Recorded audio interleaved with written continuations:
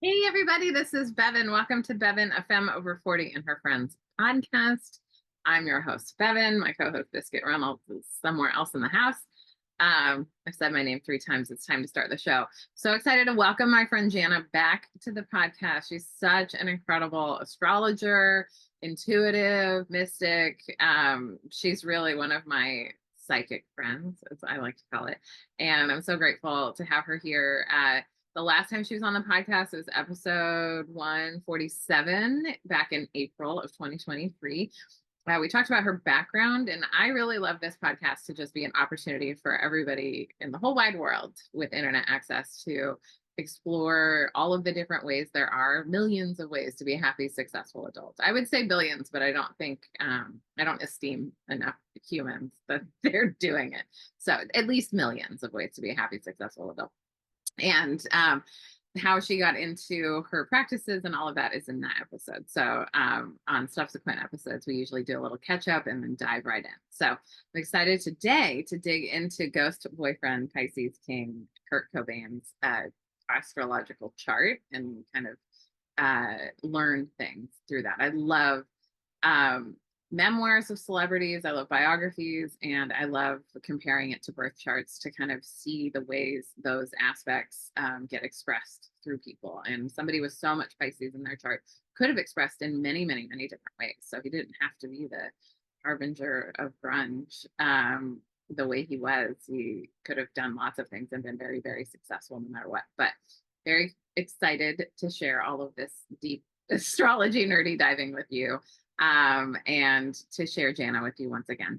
The best way to support this podcast is through my Patreon page, Patreon, patreon.com/FKDP, which stands for Fat Kid Dance Party. Patreon is a membership support site that allows folks like you in a safe and secure way to support creators like me who make things that are of value to you. My podcast is free because I really, really want to help people understand how many ways there are to be a happy, successful adult. And I'm out here on the margins of society helping show other margins, right? But also, I have a free blog, queerfatfemme.com, which I'm also just chronicling the relentless pursuit of my joy over the last 15 years. But I also have things on my Patreon that are just exclusive for folks who are members. I have a aerobics class called Fat Kid Dance Party Aerobics, which is for anyone who feels left behind by mainstream fitness. If you've ever been called too much, too fat, or felt too awkward to dance, mine is the supportive class for you. And with the new year, new you stuff coming up in toxic January diet culture, I would love to be a loving and gracious and fun alternative to other people who are trying to sell you ways to change yourself. I want to offer you ways to experience your body with love and care, which is really what on my body liberation journey from like hating my body as a teenager and a young adult to learning how to love and cherish my body as an adult. And I want that for you. It's so free on the other side of evicting the cop in your brain that tells you there's a wrong way to have a body. There's no wrong way to have a body. Everybody is a miracle, truly. If you understood all the systems working behind the scenes on your behalf, I think you could feel that. But unfortunately, they invented body shame and body currency as a way to control people, and it's working. So I hope that you will pursue alternatives. I have on-demand classes that are available at the $25 a month tier, but starting at $10 a month, you can join all my Zoom aerobics classes. I also teach in person here and there, primarily around the Seattle area for now, but I'm hoping to tour in 2024, goddess willing. And also, you can do a one-time thing. You can buy me a coffee or a snack. I don't drink coffee. My tummy won't let me, but you can buy me a snack or whatever, or buy me something from my Amazon wish list or whatever. Lots of links in the show notes about how to do that. And of course, links on how to connect with Jana, who I just think you would be so well served with her year ahead readings, if that's your bag, or just having an astrology reading with her to understand your stars and how you can navigate life. One of my favorite ways to think about things is we're going to learn the lesson one way or the other, either through joy or through pain or some hybrid. I have really gone from the pain road where like life had to really life at me in order for me to learn the lesson and go the right way, or the right way for me, right? There's not one right way. And now I've switched to joy mode, which actually means there's a lot of peace on the other side of joy, which when you're raised in a lot of chaos feels uncomfortable. But just because something feels uncomfortable to your body means you're growing, right? So remember awkwardness. This is what we talk about at aerobics, is that when you're awkward, you're out of your comfort zone, you're doing something new, and that is where life begins. And I really, really want you to live out your potential and who it's possible for you to be. I hope you enjoy this episode. On with the show. Welcome back to the podcast, Jana. Yay! I'm so excited. I'm excited too. We're gonna have fun today. First, I always love to do business in the front. So will you tell folks how they can work with you and what you offer? Yeah. Okay. So I am an astrologer, tarot reader, Akashic Records reader. I do a variety of divination stuff. I always offer readings and all of the above, both recorded readings and also over Zoom. But I'm also offering a few limited time thingalings for the end of the year. So I'm offering 2024 year ahead readings through December 20th. And then also offering a 12th house reading that goes back into storage at the end of the year. And it's called The Portal. And it's one of my favorite readings ever. And a couple other things that maybe will come up organically, but don't feel right now. So, yeah. Okay, I had a year ahead reading. I won it through an Instagram.com giveaway, and I loved it. And I thought about listening to it again because you did it on an audio format, which was so great because I listened to it probably 3 times within the first month. And I didn't re-listen to it before this because I don't like to necessarily think about what could have been. And this year was a lot of what could have been didn't happen, but that's all right. But there was I remember you did a card spread for me, and you did it quarter by quarter. And then you also did a shufflemancy with songs. And so I got a playlist out of it and card readings and interpretations. And it was very thorough and really cool. And so I just want to encourage anyone to get a year ahead reading from Jana because it's so good. Thank you. Yeah, I love doing them. This round does not have the shufflemancy, but I will probably bring that back as a separate offering at some point. Yeah, but yeah, they're available through my link tree, and that's on my Instagram at Feeling Loudly and all my other socials at Feeling Loudly. And down in the show notes too, clicky clicky. What is a 12th house reading? Tell us a little bit more about that. Yeah.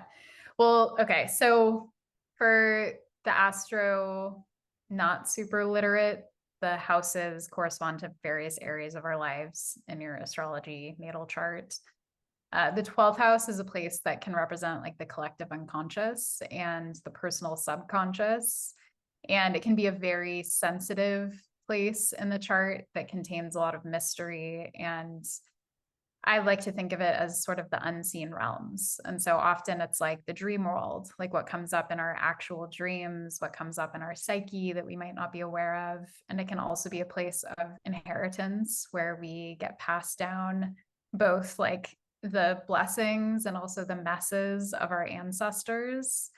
And so in this portal reading, we kind of unpack and discover what's lying within your 12th house. And that can lead to a lot of purging, a lot of stuff that might come up that's more hereditary, and a lot of generational trauma can exist there, but also a lot of magic because we think about the power of our ancestors and our lineage. And so they had to undergo a lot of stuff, but they also birthed a lot of beauty and joy and magic. And so we kind of discover what's in there and do divination and astrology. And it's a very psychic reading. Just by nature, it kind of has to be. So there's a lot of fumbling through the darkness and finding gold. Yes, I really love the psychic nature of your readings, the way you do card readings, and you're very much into this is my intuitive read on this versus this is what the book says. Yeah. I mean, I'm a 12th house person. My sun and Mercury are both in the 12th house. And so it's kind of the only way that I know how to like approach the world. And as a Mercury retrograde natal baby, it's like kind of needing to look at things a little bit differently and flip flop it around to understand it. So, Really looking at things from like an otherworld perspective instead of just in this limited colonial framework. yeah, for sure. And it wasn't until I started unpacking that stuff that I could actually access the magic in that placement. Because we try to like be straight and narrow and clear cut and direct, and all that stuff can be valuable, but it's also magical to just kind of explore the nuance. Yeah. Oh, that's magical. Also, speaking of unpacking, you moved to Boise. I moved to Boise. Yeah. The last time we were on, I was in Austin. I'm in a new state. You're a potato queen now. Yeah. The potato is actually one of my top emojis consistently these days. So, yeah, it's cool. Potatoes are actually really good medicine this time of year. I just want to give a plug for the potatoes. I learned this, I think, before last winter, and I really experienced it. You want to eat a little bit of potatoes every day because it's so grounding and really good for you in the Yes, wintertime. totally. I actually had one of my sort of like mentors recommend potatoes when I started channeling too, because it is so grounding. So it helps you like earth and stay connected to the roots. So yeah, highly recommend for any intuitive humans who are trying to get right with themselves. And I just want to also say I saw a meme on Instagram.com where they said like what people think being psychic looks like, and it's like a picture of Miss Cleo with like a crystal ball, and then but what it actually is, and it's one of the Olsen twins holding a cigarette. And I was like, as though you could be a working psychic and still be smoking, you know, like because the spirit will just keep Yeah. making you release the stuff. Like you either release it or it gets forced out of your hand. But then Yeah. also there's the addition of the things that help to like, and some people are like a physical channel. Are you more of a physical medium? Like you feel it in your body, or are you more like in the 12th house? Like, It's both because I'm a Taurus sun and Mercury, but in the 12th. And so, and a Taurus rising. And so it's like very visceral for me. Like when I'm channeling for people, if something's going on with their throat, my throat will start closing up. If I'm experiencing their anxiety, I'll start to feel like the chest, like, so it's very physical, but also 12th housey and kind of like out of body ish. Yeah. But it's cool to think about because it's so different for everyone. And astrology helps us open our minds to all the ways that we uniquely channel and divine. yeah. And I think some like for me, I am very much like I think I just made the choice. I want it to be easy for me. And like once I realized how I was taking on people's energy and that I was taking on people's energy, I was like, no more. And so like, I'm very much like otherworldly. Like I kind of I'll credit my South Node in Pisces for this, but I kind of like exist in the other world a lot of the time. And so that's where my Yeah. knowing comes from. So I don't need it to be corporal. Like my body is my Mhm. body for me. And like I just work to make it an available vessel for the knowing and the vibration of the knowing. But it also means Mhm. that like again, you got to give up to go up. And this is true. This is just like a success principle. Like you have to give things up in order to level up. Um Yeah. and it doesn't, I think when you level up, things get better. So it's like it's a worthy release. It's like trade ups, not trade offs. Mhm. But oh, I'm Yeah. curious too. Like, do you remember the things when you channel, or do you forget them? I usually forget, especially if I'm really in it. Uh, like I'll have people sometimes because when I do like recorded readings, I'll send them an audio file and then the WeTransfer link expires and they'll come back around and be like, oh, wait, I forgot to download it. Can you remind me what you said at like this mark? And I'm like, I have absolutely no idea what I said to you. I'm so sorry. But there are times when something really resonates with me as I'm channeling it. And in those cases, if it's a message that was meant for both of us, that will often stick in my psyche. I'll Mm-hmm. come back to it. Yeah, it depends. But for the most part, especially if I'm doing like the longer Patreon readings that I do, like the pick a card readings and the Akasha scopes, I generally have no idea what I've said after it's over. Ugh. And I'll go back and listen to it and be like, oh, cool. I love your Patreon, by the way, and your Discord. They're both great. I want to just hype those Thanks. for anyone listening who wants to get into the Feeling Loudly universe. Yeah. It's a worth it endeavor. When I channel, I always remember it. I have this Really? I have a very blessed memory, and I'm not even taking a memory vitamin right now. Like, once I have the flow of cash to be taking that memory vitamin, I'll forget nothing. Like, but like I Yeah. have an incredible memory for stuff, and like, and I think it's good because it helps me. It's funny, one of the first affirmations I ever wrote down, like back when I didn't even fully understand what affirmations were, it was like in my 30s. No, I was still in my 20s, and I wrote down, I have as much time to have as many friends as I want. And because I was really like struggling with the balance of working 90 hours a week as a lawyer and like having a social life. And then I got laid off like months later, and I was like, oh, I kind of manifested that. But I also really wanted to have a lot of friends. And part of having long-term friends is maintaining intimacy. And I think in many ways, Yeah. I'm so blessed to have a great memory because I'll remember important stuff about people that Yeah. them know that they are important to me. So It's such a meaningful quality in a person. It like really makes people feel seen. And that's such a like Jupe 11th house Leo thing, like helping your friends feel seen and special. Yeah, love that. very cool.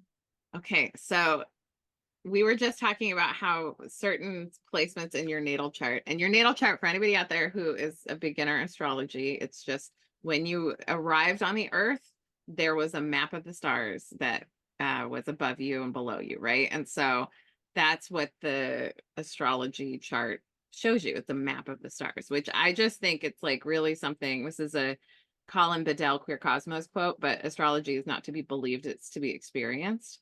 Yes. And Jana just taught me before we started this podcast that each little planet has its own little buddy planet that it's ruler. So the ruler of my chart is the ruling planet of my rising sign, which is Virgo. So Mercury. Mhm. So my Mercury in Sagittarius is my chart ruler, which blew my mind because I always thought my Saturn in Virgo was my chart ruler because it's the ruling planet of my sun sign. Wow, Mhm. it changed my life. And so that Mercury in Sagittarius, what rules Sagittarius? Jupiter. So then we look to my Jupiter in Leo. And then I guess the ruler of my Jupiter in Leo would be my sun in Capricorn because sun Yeah, Leo. exactly. You just learned this like 5 minutes ago, but you aced it. Look at that Mercury go. Yes, and now I'm like doing because the way to really learn something is to apply as soon as possible. And so now I'm never gonna forget this, and I'm always gonna be making these little like Yeah. now we go from the sun in Capricorn and go back to my Saturn in Virgo. Yeah. hmm And then Back to your back Mercury. to my Mercury in Sagittarius. Oh Yeah. my God, I love it. Yeah. It's very fun. It's very cool. Yeah. Fascinating relationships between all of them. And so you have, I can't remember what the exact term is, but you have like a loop where it goes around and around. Other people have two planets that are ruling each other. Some people have like a tree and there's one at the top, and it says a lot. Yeah.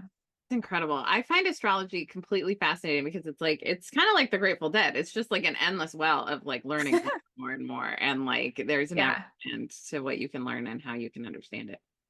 Truly. Yeah. You could live many lifetimes and not even get close to conceptualizing all of it. Yeah. And Yeah. you know, why not? Like, I think it's something that has existed throughout time before people got here and after people go, like astrology will still exist. And um it's an interesting thing to continue to explore. Yeah. Yeah. I am sort of curious after the extinction of humans if our souls will still incarnate here or if they're going to abandon Earth and go somewhere else. Whew. I don't know. We could be like single cell bacteria. I mean, and rocks too. I think souls incarnate in crystals and things like that. But For sure. I kind of think that like my understanding just from my work in the Akashic Records is like that the souls like to be together, like plants, like people, they're Mhm. social, they want to be together and learn with each other. And so like if there aren't humans to incarnate in, it'll be less populated. Like even though we could be amoeba, etc., but like the human experiment has been a fun Yeah. one from what I can tell. Yeah. I mean, I think about like, I can't remember what they're called, but when you have sort of like a group of trees with a mother tree in the Yeah. center and they're all connected via the root system, reminds me of that, like these little soul families of all types of organisms that exist, and trees being like just as social as we are and far more interdependent and like altruistic. I aspire to have relationships like trees. Same. I aspire to nourish my people in the same way that trees nourish one another. Yeah. Yeah. Yeah. Okay, let's talk about Kurt Donald Cobain. All right. I was telling I like to joke that Kurt Cobain is my ghost boyfriend. And by joke, I really mean it, but it's just how I love to experience the world is I've been single a long time. Why not have ghost boyfriends? And by that I mean like in this era, you can just deep dive on somebody and like there's so much information on the internet, there's so many YouTube clips, there's so much I made a joke that this is my Mercury in Sagittarius just directing my life. I made a joke that Prince Rogers Nelson was my real dad. And then I was like, well, actually, and like I just have been deep diving him ever since. And like I've learned a lot about being an artist and how to esteem my work and how to be misunderstood for a really long time and like be willing to release something when I'm ready to versus when I think it's going to be popularly received. And Yeah. I respect so much about how Prince like ran his business and his art. And the same with Kurt Cobain. Like I made a joke that he was my ghost boyfriend, and I was like, well, he's age appropriate now for me because he was the first person I ever loved who died via suicide. Oh, And so, but he was much, much older than me. Like I was, I think 12, 1992, 13 when he passed. So yeah. anyway, let's talk about Yeah. Kurt Cobain's incredible birth chart. Oh my God. Pisces King. I also want to toss in that he, in addition to having all of these planets in Pisces, he has the Sun, Mercury, Venus, and Saturn all in Pisces. He also has Chiron in Pisces, which is sitting like right on his descendant. And it's not visible in this one, but it would be right there where your cursor was on that Yeah. descendant line. Wow. It's, And it's conjunct his Venus. yep. And I think that's possibly why you can't see it, just because it's conjunct his Venus. So it's like tucked away. Wow. So what does Chiron conjunct Venus mean to you? And conjunct, for those who don't know, just means it's within 6 degrees. So those planets are really talking to each other. Yeah, so they're around the same degree in the sky. And in this case, yeah, so where you see that bold line on the right side, that's the descendant. It's the opposite of the ascendant, which is synonymous with the rising. So that's his rising sign over there in Virgo, and then Like directly me. opposite, yeah, like Bevin. And then directly, we both actually have wild synastry with Kurt Cobain, so we should talk about that at some point. Yeah. But so his descendant in Pisces, which is the opposite side over there, has to do a lot with your relationships, especially with your one-on-one close relationships. And it can often represent like the other in your life, but kind of also the qualities that we project onto other people that we possess within ourselves. And so for Kurt, which I'm going to affectionately refer to him as, Kurt had his Chiron like unbelievably close to his descendant, which means that a lot of pain came through his closest relationships. And because Venus is there, Saturn is there, Mercury is close by, a lot of tension when it comes to projection and the sort of expectations that were placed upon him to kind of be everything to everyone and to simultaneously kind of like be idealized and then idealize other people. And with Pisces placements like that, with so much Pisces, that can be a real struggle. And also dissociation and addiction and just like escapism can be a really ongoing challenge for people with heavy Pisces. So we saw all of that in him, and a lot of pain from the time he was young in his closest relationships and kind of like what they expected of him. I would say my best advice to people with strong Pisces placements is to figure out who you are and do it on purpose. I mean, that's good advice for everybody, but for Pisces specifically, it's the 12th sign of the zodiac, and Pisces contains everything. So a Pisces can actually be quite great at whatever they put themselves in. And like, Yeah. I want to also really speak to people who have Saturn and Pisces right now, who are going through their Saturn return. Another great Saturn and Pisces is Tupac. Like Tupac was so multi-talented, right? Like could have done anything. And like it's so important to have a strong understanding of who you are, because like Saturn is your planet of boundaries. And so when you have like a container that can contain everything, you choose what the container is. And something that I have found a very potent practice for me as a Pisces South Node, because I can be great at anything. And that also means that I can people please up the wazoo. I can just be who, whatever, like I went to law school. Yes. And like now thinking about practicing law makes me want to vomit, you know, like, Yeah. so it's like a good reminder that you have to figure out who you are. And Google or Reiki, Lovey Ajaya, I'm going to pronounce it incorrectly, Ajaya Jones. Anyway, she wrote this great book called the Fear Fighters Manual, the Professional Troublemaker, the Fear Fighters Manual. It's chapter 1. She talks about your Oriki, but she also has a good blog post about it. So you can just look it up. It's Oriki. And it's a Nigerian practice of declaring who this child is. And you get it every year on your birthday. But I would say, she suggests this in her book, is that to just figure it out for you, like who you are, and declare that over yourself every day. And so I started that practice.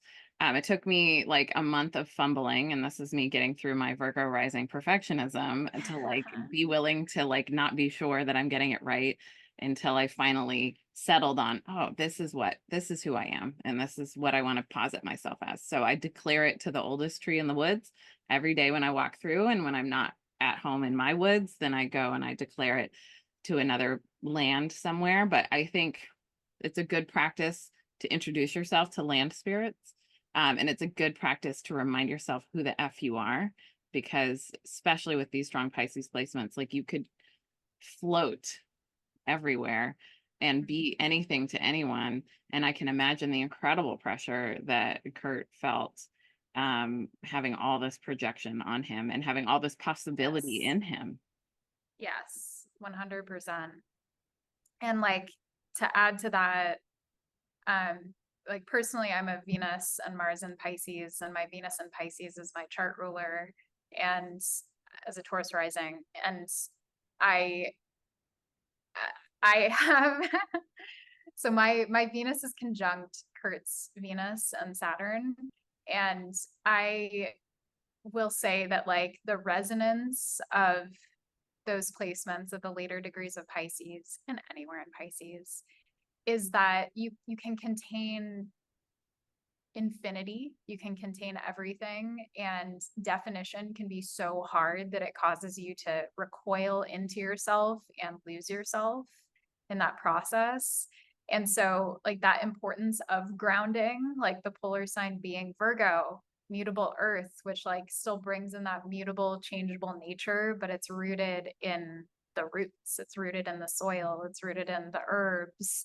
And so for a lot of Pisces people, leaning toward Virgo can be so supportive because it kind of creates a framework, and Virgoan practices like herbalism and like caring for the body as a vessel can be like, you know, difficult to cultivate because Pisces wants to float off into the ether, and that's comfortable. But that grounding presence can be incredibly special and really life-saving. Yeah. So I would say yeah. the same opposite advice to Virgos is leaning into the Pisces dreamscape and leaning Yes. into the fantasy, leaning into a little Delulu is the Salulu, like let it be Yeah, fun and dreamy and possible versus like it has to be right and perfect. absolutely. Yeah. There's that expansiveness and like I keep leaning over because my little adapter is still being funky on me and I'm trying to charge my computer so it doesn't die as we're speaking. So apologies if you hear that annoying noise over and over again. But here, let me just get this figured out. Oh my God, Mercury is That's so Mercury retrograde. so retrograde. I'm using my like little oil diffuser to try to like prop it up at the right angle. So it worked. Okay, there we go. Yeah, so there are solutions to every problem. Very Virgo, but yes. Yes, Virgo leading into the Piscean expansiveness can be so helpful because Virgo can get so kind of lost in the details and lost in the literal at times, like very mercurial. So it's beautiful. I love this axis. Yeah. Okay, so let's talk about trines. You said the amount of trines that he had in his chart led to more addiction, and that's the blue that we're seeing on the chart. For those of you who are listening, Yeah. we're looking at Kurt Cobain's chart, but for those of you who have a chance to peek at the video, you can see the chart as we're talking about it. Yeah. So when we say trines, those are basically the angles, 120-degree angles between planets in the sky. And they're typically known as being more harmonious. When we think of trines, we think of this sort of like reciprocal, lovely conversation between two energies. But we also think about like how flow can enable gushing and how the flow of energy between planets can enable something to just keep going and keep going and keep going kind of on its own. And so when we see all of these, I mean, he has what's called a kite, which is in addition to having this huge grand trine where we see a big blue triangle in the chart, and it's really beautiful. It also has this little hat on top of it, which is that extra little triangle. And so that forms a kite. Yeah. And it's a beautiful, beautiful aspect to see in a chart. And many artists and visionaries have kites in their chart.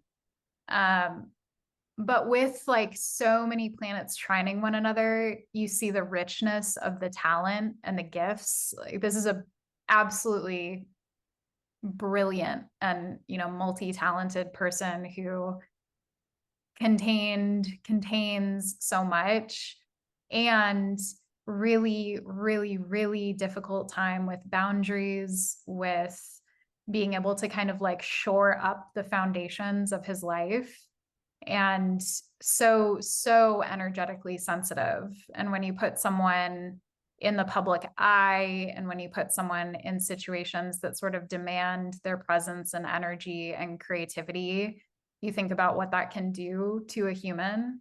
And obviously Kurt Cobain struggled with addiction for most of his life and died at the young age of 27. And like, was it 27 or 28?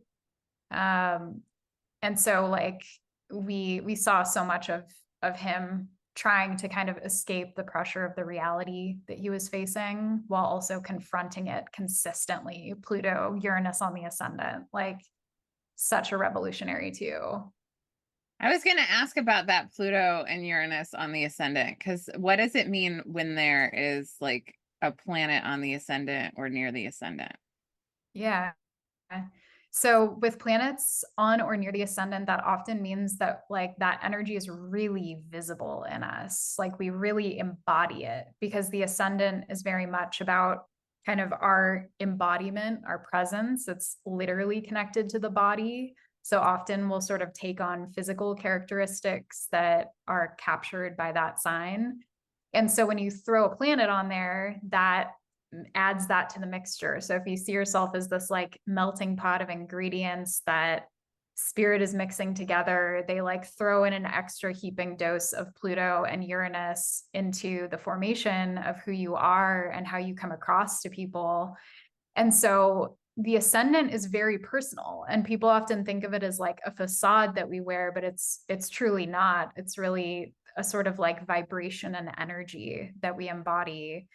And he has Pluto, which is, I'm someone who works with Pluto very deeply, and my astrology is very Plutonian. Pluto is a powerhouse. It's impossible to ignore. When you meet a Pluto ascendant person, they often have like a very captivating presence. There's a lot of power that may sort of radiate from them. They like, I'm getting chills as I talk about it, which always happens with my little 12th house. I start talking about something and then I feel it all physically. And so I can feel it, like I can feel his presence, and it's very moving. It has a very powerful, evocative, sort of cathartic effect on you.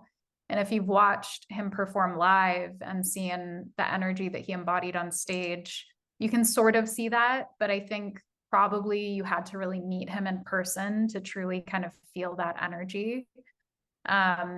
It's unmistakable though. And then with Uranus, a change maker, revolutionary, radical, rebel, iconoclast, he embodied all of that. He was constantly rejecting the norm and sort of rejecting the demands that were placed on him in both like powerful, revolutionary ways and in really destructive ways. And so a lot of like shadowy material from both of those planets, but we can see, if you're looking at this with us, you can see just like how visually powerful that Pluto and Uranus is, with the opposition that it's forming to his Venus, to his Chiron, to his Mercury, and to his Saturn. There's just a lot of tension and a lot of power. It's almost like, because these are outer planets, having that tension with his inner planets, right? Like the planets that really make up, because the planets that are closest to the sun move a lot faster. Like the outer planets are more generational. And it's interesting that like his, larger generational sort of placement is the opposite, intense to like all of this, like very intense personal stuff for him. Yes. I've been listening to this really great interview with Courtney Love. It's like a podcast. I think it's called like Hits of the 90s. It's songs that define the 90s. It's about Smells Like Teen Spirit. And she's talking about, with the host, about how he held himself back from pop, even though he kind of wanted to do pop. Like there was like some energy in that where he wanted to do, he could have, like with all this talent, like he could, there are certain songwriters and other people, right, like who can connect, like other creators who can connect into like the pop sensibilities and wield that in that way. And I would say like also Taylor Allison Swift with her Pluto in the first house, like also kind of wields that Plutonian archetype where like her presence is so captivating for people. And I'm curious too if that energy was felt, if that energy could be felt, like if it had to be like a one-on-one interaction, or if it could be like from stage, like in an 80,000 person arena, if you could feel his energy in that way. And if you totally wanted completely, absolutely. The reason, like, to clarify, you can feel people's ascendant even if you're not in person with them at times, but it just tends to be a little bit more personal and kind of IRL. Whereas typically our midheaven, the top of our chart up there, is what's most sort of like publicly visible. And so often that's like our reputation, how we're seen by people who don't know us personally. And then the ascendant tends to be a little bit more personal. So it's kind of like your online identity versus like your in-person identity is a really reductive way to explain it. But like that identity that's also contained within the ascendant is going to translate, it's going to echo, it's going to show up in so many different places and kind of embody his style too. And I think like, you know, him being such a symbol of like the grunge era and representing like Gen X in so many ways is really captured by that Virgo energy here. And Pluto and Uranus on the ascendant is like, to me, the epitome of kind of like grunge vibes. Kind of defying going up on stage with like oily long hair, disheveled, and like ripped jeans, and then suddenly everyone in his generation kind of wearing the same clothes and doing the same thing. And I think like I don't know, I could keep going on this, but I think that style is so loud and you can feel the collective impact that he had just by showing up with authenticity, showing up truly as himself. And I think even like in his letter, in his final letter that he left, I can't remember the exact words and I could probably find them, but he said something about how that was what sent him over the edge, was like not being able to own that sort of authenticity and not being able to be true. And that feels very Pluto, Uranus on the ascendant. Is there anything in his chart that speaks to like a short time on Earth?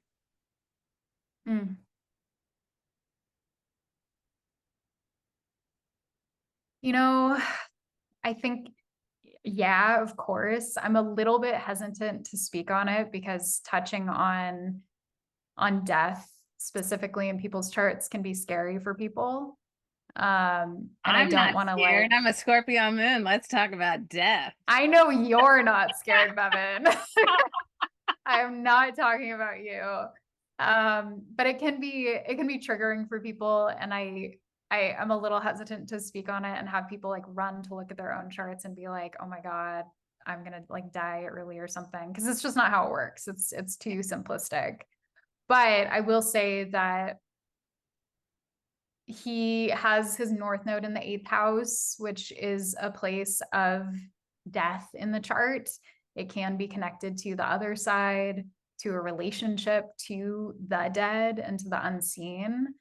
Also, just Pluto being a planet that has a lot of death energy, living so close to the ascendant, and then Uranus too, which can represent suddenness, often like sudden endings.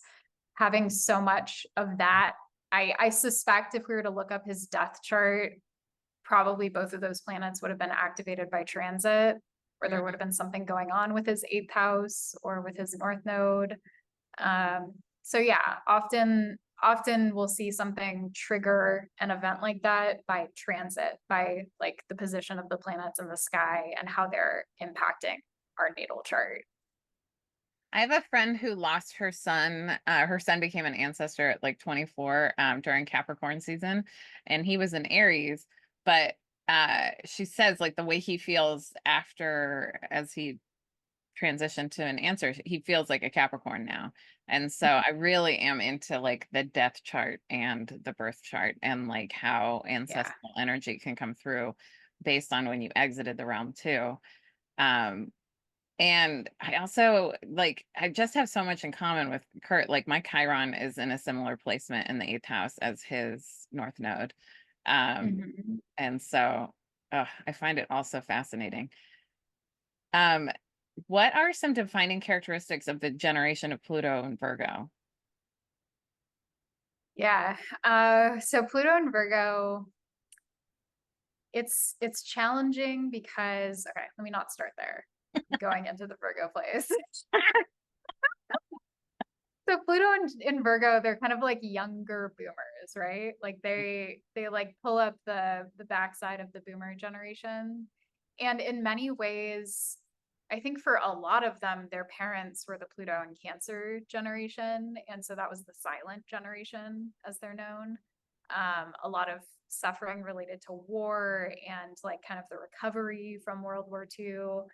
And the Pluto in Virgo generation often was sort of like born into the role of helper and found themselves in roles of like compulsory healers or helpers or assisters, and in many ways had to do a lot of recovery work for like generations. And it could, you know, you could even use the word like codependency here. Like there was a lot of like codependency that was sort of like culturally encouraged in their generation. And also, I think like leading into a lot of the like more like hippie 70s vibes era stuff, they grew up in a time when there was a lot of experimentation around like drugs and around like the way that culture was shifting and how they were supposed to embody a certain kind of role. And it's so just like as a personal note, I have my natal Pluto in the 6th house, which is very archetypically connected to Pluto and Virgo. And it for me has shown up in a similar way where I feel like I've lived a lot of lifetimes and I've been in a role of healer and helper without being given the opportunity to opt out. And that's been like a past life story for me, like being in servitude, being in positions where I had to like hand over my freedom in order to aid someone else. And so a lot of the time this generation will struggle with that. But there can also be a level of sort of like absolutely unrealistic expectations that they've placed on themselves and the people around them to embody something, to embody perfection, to embody like a cleanliness and a sort of order. And so when I say compulsive, because Pluto can be a very compulsive and obsessive energy. And so it casts a lot of focus on those energies in the personal life and in the collective. Mm-hmm. So like, if you know people in this generation, you might recognize that a lot of them can have more like perfectionistic or controlling tendencies. And that comes from a deep desire to like have things be right in the world and a lot of fear around having to kind of clean up the messes of prior generations and the people around them and all of that. So there's so much more to it, but like that's, I think, at least a decent entry point to understand that generation. And with Kurt having that Pluto on his ascendant, you can really feel how that generational experience impacted him really heavily at a personal level. What does Uranus conjunct things do to that planet's energy? Does it just throw a total chaotic spin on everything? It can, for sure. Yeah, I think it depends a lot on the mixture, but with Pluto and Aquarius, there's a real explosive energy. It's like we throw together like an atom bomb and like fireworks and see what happens kind of thing. And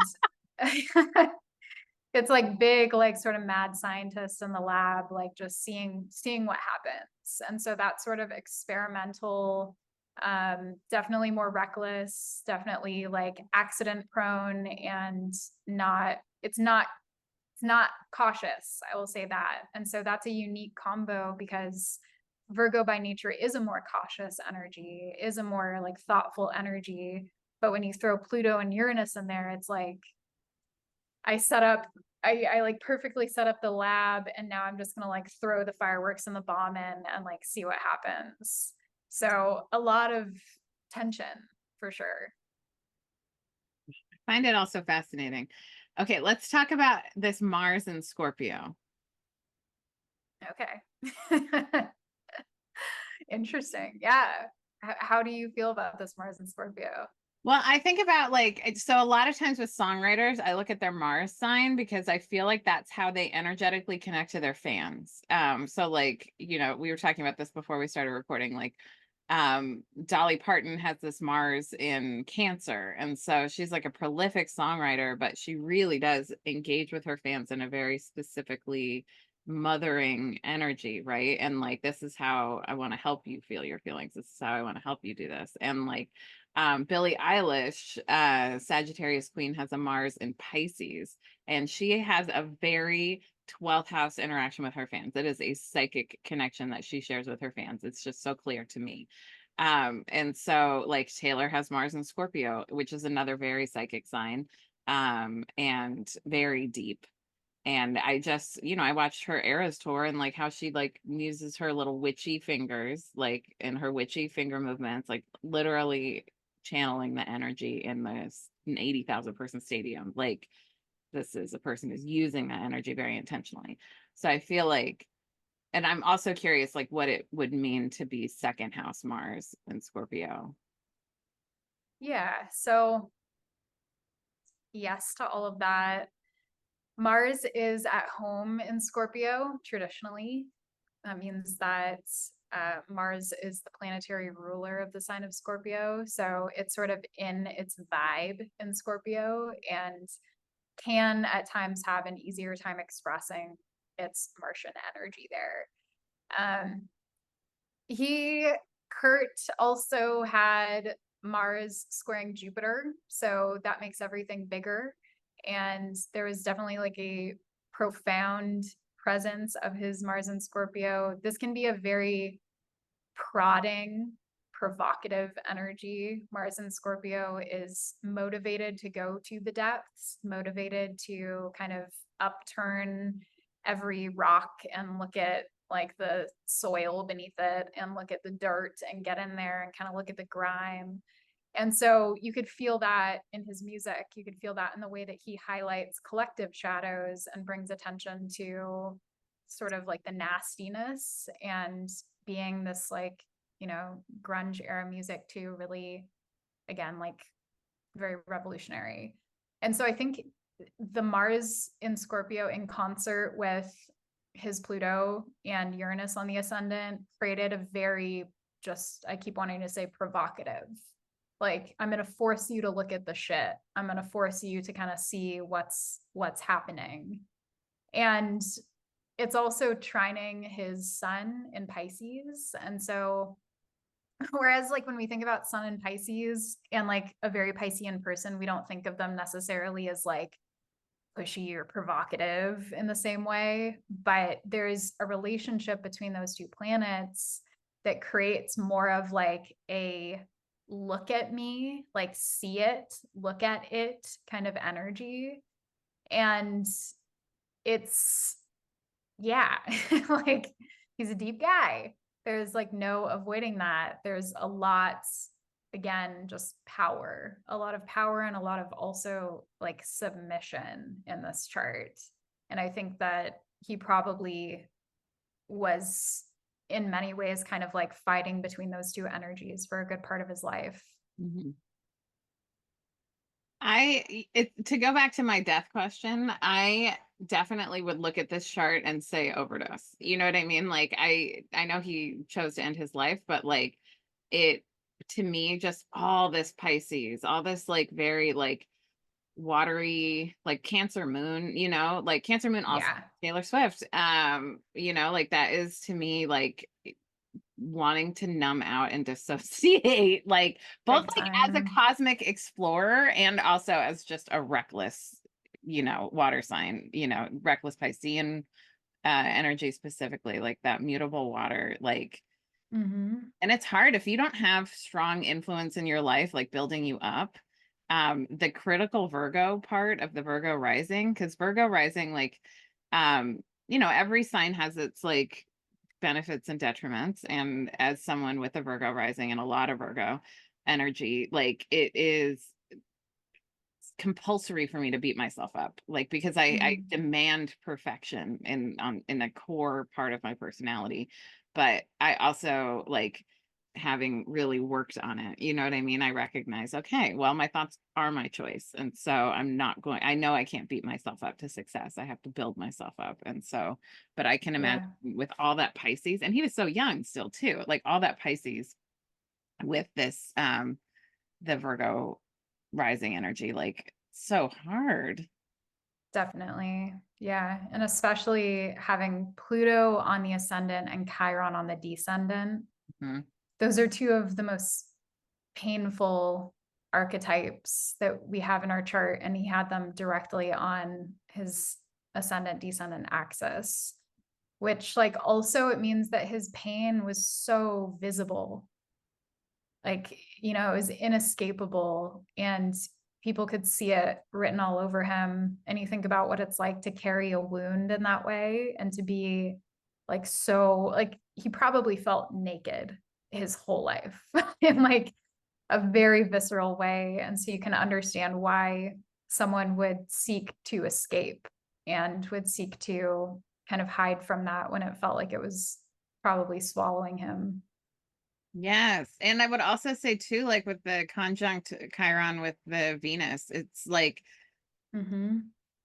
what can be really hard growing up in colonialism is this idea that we're all supposed to be the same and feel the same. And when I started to understand astrology and understand, oh, Scorpio moon, Scorpio Venus, like I'm actually a deep diving mermaid and like I feel things so much more intensely than a regular person that like I'm like, oh, I get it. Like I kind of high key jealous of like, you know, Gemini moon, Aquarius moon people who like, I think I feel, you know what I mean? Who can kind of really separate themselves from their feelings because I exist in my feelings. I'm swimming in my feelings. So, yeah. Yeah. It's a very different experience. And like Cancer moon for T, which is relatively unaspected. I mean, it is like it's trine. I think it says Mercury that it's trine. And then also we can't see the south node on here, but it's also trine his south node in the second house, which is pretty close to his Mars.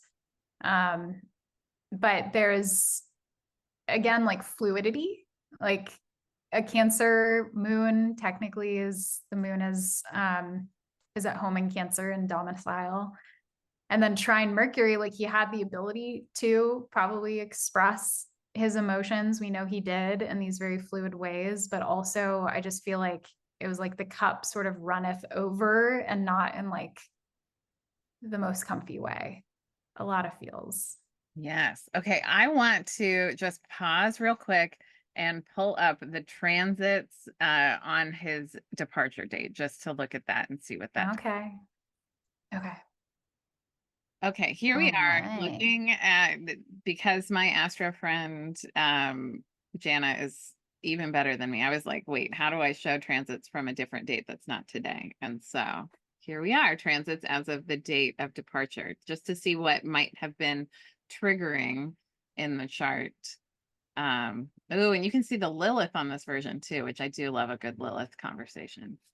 Yeah, it's a little bit noisier because I have some extra stuff in here, but yeah, and I do again just want to reiterate, like as we talk about this, this is not like if you experience this transit, that means you're gonna die. It doesn't No, mean please that don't like the take this. people in your life are gonna experience that. I Yeah, just death is like a very sensitive topic when it comes to astrology, especially. So yeah. um understand that this is a different person living a different life under different circumstances with a totally different chart.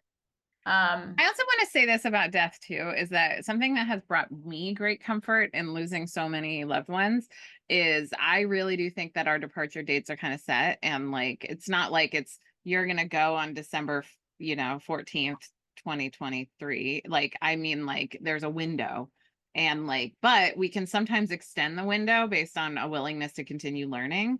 And so I just want to say like there's infinite possibilities of how things can go out. That's part of why God is thrilled and excited about us and our free will choices, is because we're going to take this birth chart and like express it however it wants to express, and we're going to intersect with other people and express in those ways. And so there's a fluidity to it. So it's not like, I mean, I had a very good, very powerful psychic friend predict my mother's passing this summer, and it was very much affected how I emotionally interacted with her, but it also didn't happen. My mom is still alive and kicking, and I'm so grateful. So like it's because it's just possibilities. It's not like set in stone. And my mom did make an incredible learning and changed, I think, a little bit of her trajectory. So anyway, Yeah. to say. Yeah. And that actually brings up a whole other side to this, which is like sometimes when we see a death chart in another person, that could represent a metaphorical death, that could represent an ego death, that could represent Yes. the death of something else in their life, because death is not simply like the end of your corporeal breathing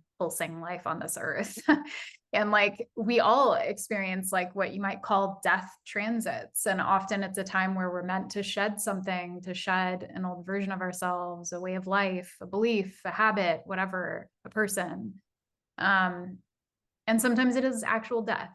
And like that happens too. We all die. But like this is the first time I'm looking at this, so I need a second to kind of integrate it. But I did suspect that there was going to be eighth house stuff happening. Venus, Lilith, and Vesta were all moving through his eighth house. Oh, yeah. Potentially on the day of his death, which is like sus. We don't know it for sure because his body was discovered probably a few days after he ended his life. The sun was about to enter his eighth house and had just crossed over that whole stellium that we see in Pisces. And we know that like days before, weeks before, he had gone into rehab on March 24th, 1994. And then it was supposedly around April 5th that he ended his life. And it would have been in the days leading up to that he was experiencing the activation of all of that seventh house material. And so I imagine he was coming off this period where a lot of stuff had come up.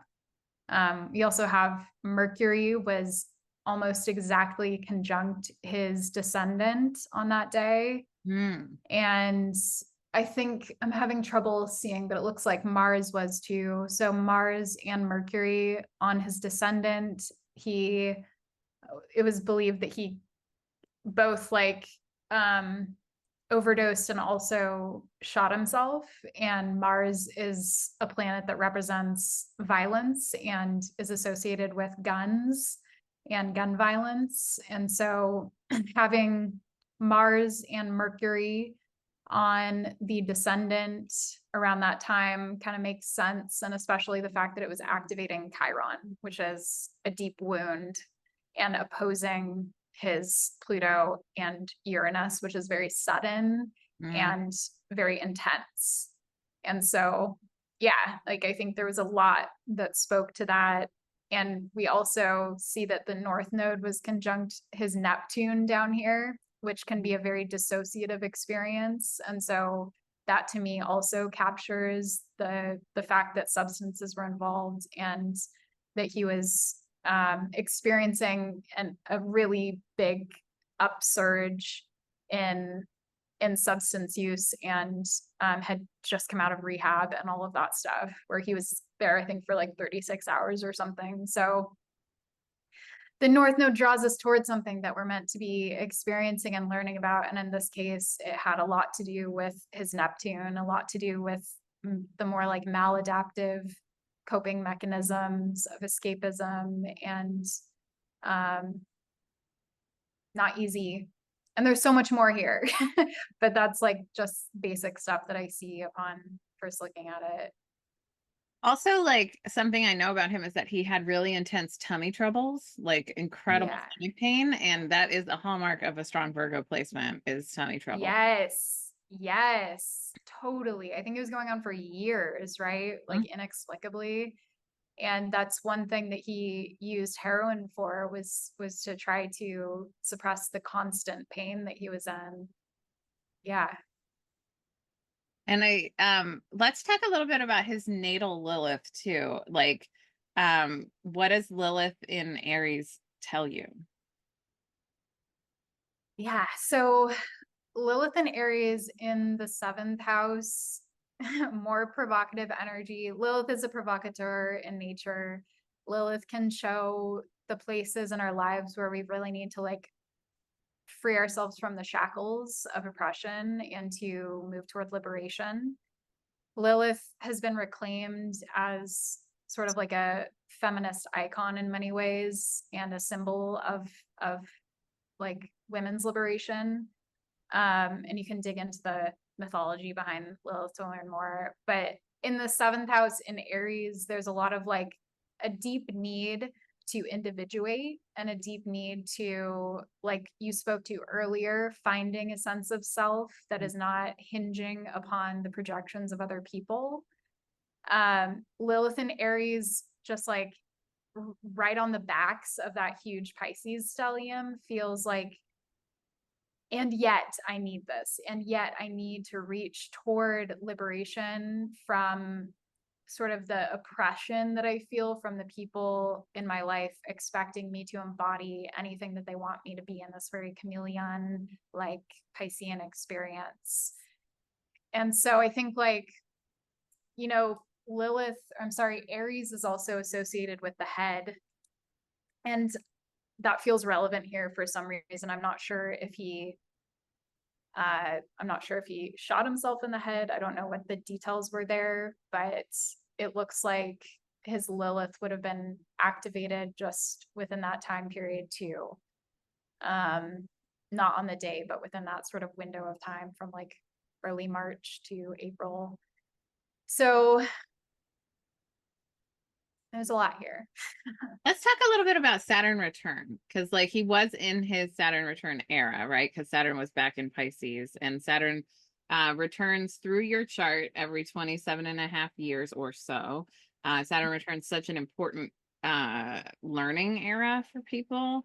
And one of my favorite ways to describe Saturn for a chart is it's like the crone energy, like you on the last day of your life with like all the wisdom of experience coming back to you at 27 years old, showing you the ways that you're fucking up and like making that stuff fall away. My Saturn return was like a bomb going off in my life because I also had a Pluto transit. And I think my Saturn return was harder than most, but it is, I mean, that's why they call it the 27 Club. A lot of great artists out in their Saturn return. And so I don't fully know the logistics of Saturn. So would he have already had Saturn hit the same degrees or not yet? Not yet, no. So his natal Saturn is at 2044 of Pisces, and Saturn was around 8 degrees of Pisces around the time of his death. And so Saturn had recently passed over his natal sun in Pisces, which was at 1, like almost 2 degrees of Pisces. And so he would have been feeling that for sure. That would have been probably an identity crisis. It would have been showing up as a need to like restructure his sense of self and to actually firm up his identity and to create boundaries. And that is a very challenging ask of someone with this much Pisces in their chart, especially in the 6th house and 7th house.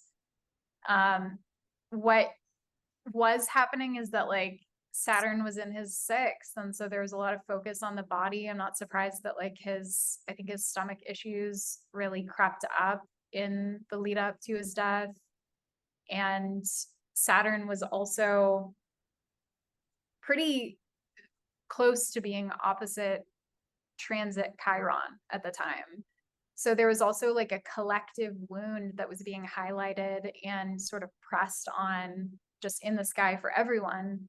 And for him, I think it may have landed for him just more so because of just the significance of both Pisces and Virgo in his chart. But the Saturn return, like technically your Saturn return is not until transit Saturn in the sky is within like a handful of degrees of your natal Saturn. But I will say that a lot of people start to feel the impact of the Saturn return well before that. Mm-hmm. For a lot of people, it's as soon as Saturn enters the sign that their natal Saturn is in. That was my experience. Like I'm a Saturn in Capricorn, and as soon as Saturn entered Capricorn, I really started like feeling it, even though my Saturn's at like 27 of Cap. And so that can happen. And especially if you're like archetypically really connected to that sign, like he is really connected to Pisces, I would definitely venture to say that like he was feeling his Saturn return big time, even though it was a ways away for him. I will also say my tummy troubles began in my Saturn return, and I don't really think your Saturn. Once I learned what a Saturn return was while I was having it was my first real introduction to astrology. I was Mhm. like, I can't wait for this to be over. And then when it was over, it wasn't over. The effects were still hard in my life until I was about 33. It was like, can I possibly look up yet? And like when I was 33, I had to make really big lifestyle choices to address my tummy troubles. And so Yeah, that's why I really think 33 is that Christ consciousness year, because you have finally integrated the lessons of the Saturn return and you're like moving through it. Uh, hopefully. okay. Yeah. Hopefully. I will say like Yeah, yeah. it's a But lot of absolutely. exceptionalism. Like I know I'm telling Pisces, figure out who you are and do it on purpose, which is far easier said than done. It is agonizing to decide when you're a Pisces or have any mutable energy, like making the right, like, I mean, Virgo's also mutable. So like making the wrong decision is agonizing for me because like, Yeah, I want to get it right, but I can see all these possibilities and, totally. okay, Yeah. let's talk about And the, that's oh what were no, you gonna say? I want to know what you were going to say, and then I'm going to switch our points that we're looking at. Yeah, well, I was gonna say, and also like speaking as someone who personally struggles with the Piscean struggle and knows it very well, also holding space for the bountiful nature of who you are and who you can be, and allowing that possibility to exist and accepting the many versions of yourself that exist. Like for me, as someone who's very fixed, like I'm a Taurus sun, rising, Leo moon, I have a ton of Scorpionic Pluto stuff happening, Aquarius stuff happening, like very fixed.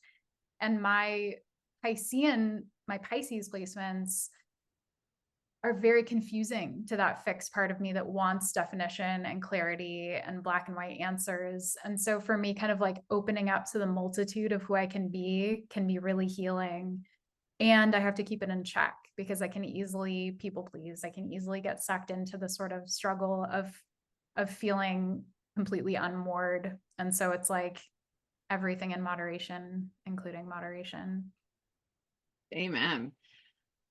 Okay, the other thing that I wanted to bring up in our discussion is that he was having it's not a nodal return, it's the halfway nodal, right? So like the nodes of the moon, like your north node is where the node of the moon was when you were born. So his north node is in Taurus, it's like your life path. Your south node is the mastery that you come in from with other lifetimes, right? And then the halfway thing where now the north node of the moon at his time of exit was in Scorpio and the south node of the moon is in Taurus. So what is that called, and like how does that affect your energy? Yeah, so it's called the nodal opposition, and it's when they're basically swip swapped, and exactly like you said. So the north node was transiting Scorpio, which is where his south node is, and it hadn't yet passed, like the exact opposition had not yet happened at the time of his death. Oh wait, I'm sorry. No, I'm right. Because the nodes move in the opposite Opposite, yeah. direction, and they're not actual like objects in space. They're just like points that we calculate.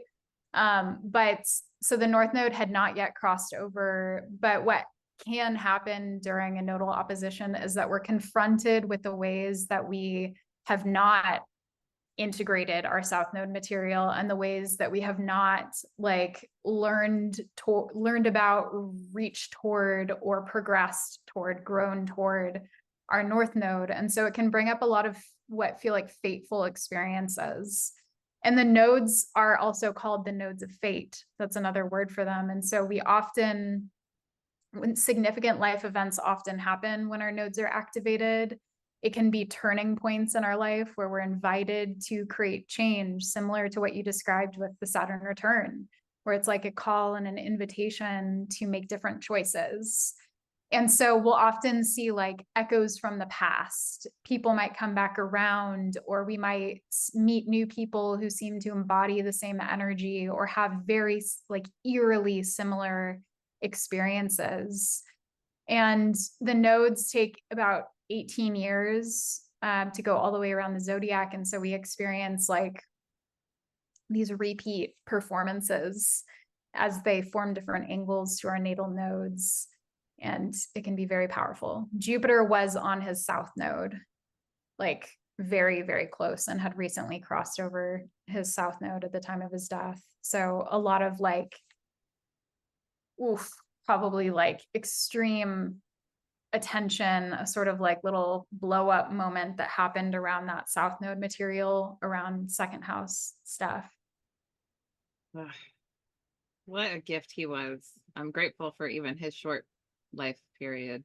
Had a huge impact on me, just being on MTV. I mean, that was my access to pop culture when I was a wee middle schooler, and really obsessed with like all things Seattle grunge scene. Yeah. Which Courtney said in that interview I was listening to, that it could have been called the crusty scene. I feel it would have had a different nomenclature in the or it would have had a different experience in the popular culture if that had been called crusty, not grunge. But yeah, that's for sure. Yeah. Crusty feels very Virgo to me for some reason. That sounds about right. I mean, it is a little bit of a crusty shell to get into a Virgo. Any other final thoughts on Kurt Donald Cobain's chart?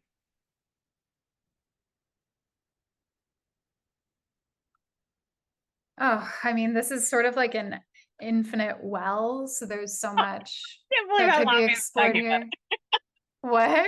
I just can't believe how long we've been talking about it. I'm like, we could talk forever.